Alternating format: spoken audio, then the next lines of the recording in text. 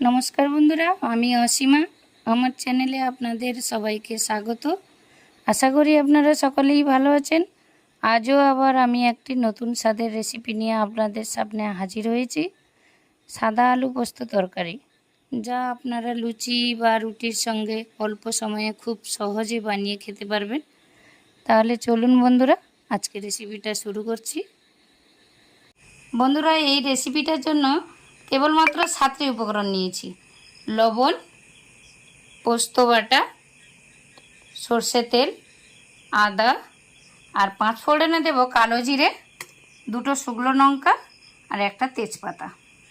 বন্ধুরা, সাদা আলু পোস্ত তরকারির জন্য কেবলমাত্র একটাই সবজি লাগবে, সেটা হচ্ছে আলু। এই আলুগুলো দেখুন, এটা নয় বড় নয় ছোট, মিডিয়ামভাবে এই একটা ফেলাচ্ছি, দেখে নিন। এইরকমভাবে কাটতে হবে, নাহলে যদি মোটা বড় হয়ে যায় তাহলে সেদ্ধ হবে না, আর যদি ছোট হয়ে যায় গলে যাবে, তাহলে খেতেও ভালো লাগবে না কোনোটাই। এইরকমভাবে চৌচাকমা করে কেটে নিতে হবে। বন্ধুরা, ওভেনটা জ্বালিয়ে কড়াইটা গরম করে নিয়েছি। এবারে দেব তেল।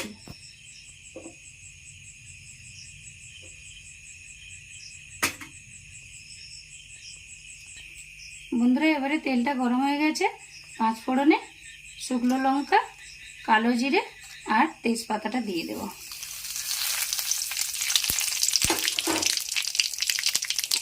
এবারে আলুগুলো ভালো করে কষিয়ে নিতে হবে, তার জন্য আলুটা দিয়ে দিচ্ছি।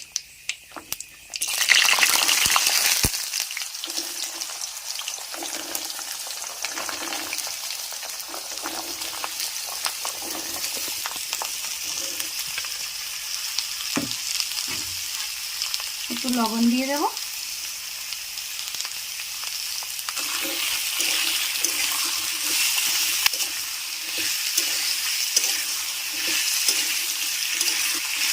তিন মিনিট মতন কষাতে হবে বন্ধুরা। আলুগুলো ভালো তাহলে লবণটা মিশে যাবে আর ভালোভাবে কষানোও হয়ে যাবে। এবারে একটু আদা দিয়ে দেব। আদা দিয়ে ভালো করে নেড়ে নেব।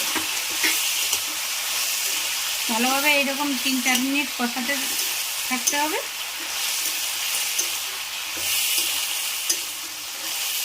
আদার কাঁচা গন্ধটাও বেরিয়ে ভালো করে কষানো হয়ে গেছে। দেখুন আলুগুলো দেখেছেন, আলুগুলো কেমন মজে গেছে। এবারে একটু পোস্ত দিয়ে দেবো। যে পোস্তটা বেটে রেখেছিলাম সেই পোস্তটা আমি আলুর মধ্যে দিয়ে দেব।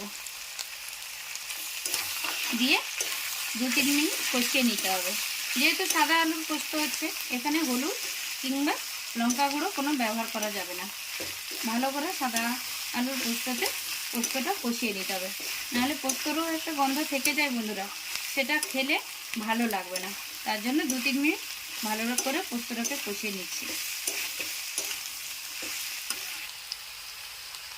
বন্ধুরা, ভালোভাবে পোস্তটা কষিয়ে নিয়েছি। এবারে পোস্তটা যে বেটেছিলাম আর কোনো জল লাগবে না, এই জলেই তরকারিটা হয়ে যাবে। ভালো করে একটু নেড়ে নেব।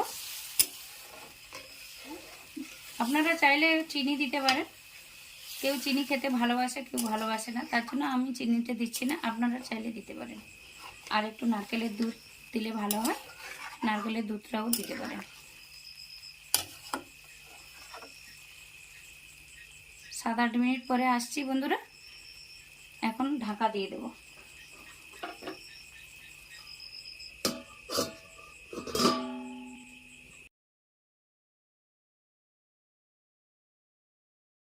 বন্ধুরা, 5-7 মিনিট হয়ে গেছে। এবারে আমি ঢাকনাটা খুলে দেব।